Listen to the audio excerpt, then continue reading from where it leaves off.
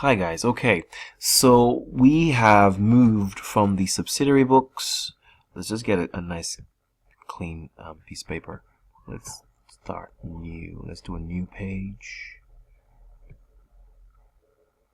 Just a bit slow, sorry. So we have new.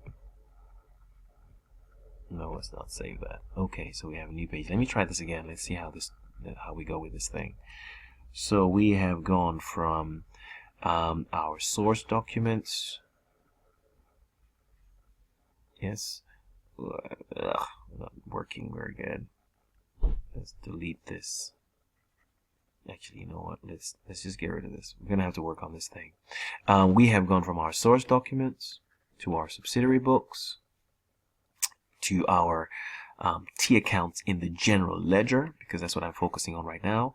And in the last lesson, I asked you to balance off those accounts, right? And we're going to go right back there, and then from there we're going to go to the trial balance. Yes, and the trial balance really is used to check that all the debits and all the credits are equal.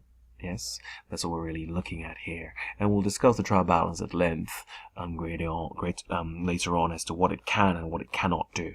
But for now, the key point is that you know that it checks all the debits and all the credits.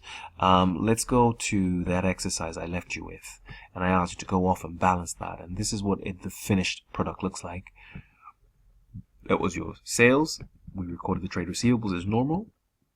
Compared both sides, we had a balance carried down of 3,000. Added both sides individually up, you had 3,000 this way, 3,000 this way, and thus the balance brought down, came down onto this side. And this is obvious. This is income. It will be on the credit side. Trade payables. I think we did that before we left. We have rent, exactly the same thing. We have an expense, rent, balance carried down because this is the smallest side. We put the balance on the smallest side, carried down, add everything, bring it down here. And if you see, we've done the same thing for bank. This is the balance carried down in this situation. We have capital, 12,600 was what was here, and all the figures in black, and that was the difference. We put the difference on the smaller side, carried down, add everything, and bring that. You can see these two are always on the same line. Yeah, so practice that. Make sure you practice and make sure you get your totals, bottom totals, always on the same line. Then we have sales returns, which we've done. And so the next task, this is a very short video really, the next task really is to then take all these figures that we have brought down, yes, all these figures, take all these figures, let's even shade them a little, let's give them a pink shade, all these figures. Your next task is to take all these figures to one long list called a trial balance, if you like, which is just a list of all the debits. Just leave them on the sides in which they are, and just to see if all of them are equal. And that way you know that you have put in all the debits, and you have put in all the credits, and all the debits that you have put in are equal to all the credits. And then you can move on to actually preparing a set of financial accounts, which it really is the accounting equation, just linearly. But that's what we're trying to get to. That's our final destination. The accounting equation. All the A's and all the E's and all the C's and all the L's and all the I's and all the D's. That's what we're trying to get to. Let's see. Let's just make sure we highlight everything. Yeah. Let's see. Let's make sure we go down and just make sure you covered all of them. Yes. And let's go over here. And make sure you cover that as well.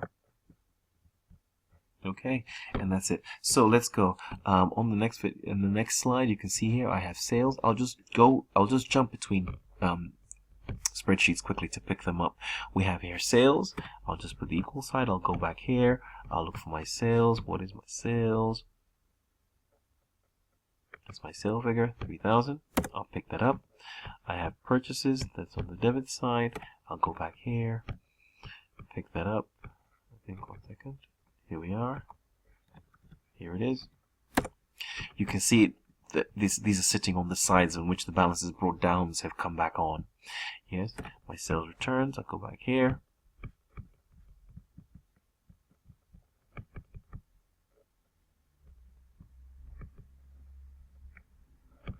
You can see it's 200 sitting on this side. I'll go here, my purchases returns is sitting on this side. My purchases returns. Here it is, it's sitting on this side. Let's look for it. There it is. That's my rent sitting on this side.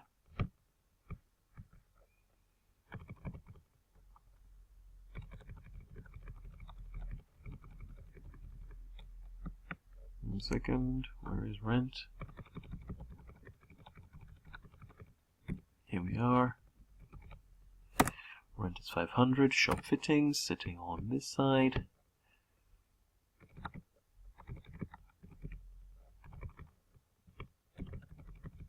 You can see it over here. Bank. Let's go where it is. Bank. Where? Let's look for it. Here it is. Capital sitting on this side, on the credit side.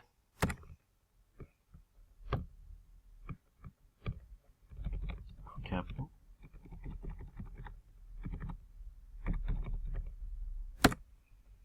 Trade payables sitting on this side.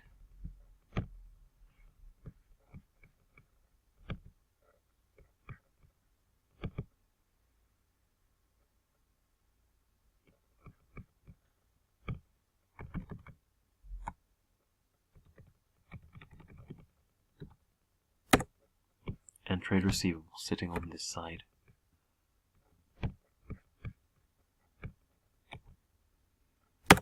Very good, and let's add them, and we should see a situation where both sides are equal. Look at that, brilliant. There we are, 14,000, 14,000, both equal, and that's it. So that's your trial balance, really. It's really a nice way of just tidying this up, just to make it look smart. That's it, pretty much done. And that's your trial balance. So we know that before we can go on now and we can see everything here. Right? There's an A or an E or an I or an or a C or whatever. We can create our accounting equation technically from here. But we know that all our balances are in there and they're all correctly matched. So our equation definitely will balance, if you like, yes. And that's all that we're trying to make sure, that everything is equal and balancing. Okay, great stuff. I will make a video on the trial balance, but I'm going to go on from here to talk about the cash books and the bank reconciliation statements that you need for the next, for chapter 7 and 8. Okay, great stuff. See you then.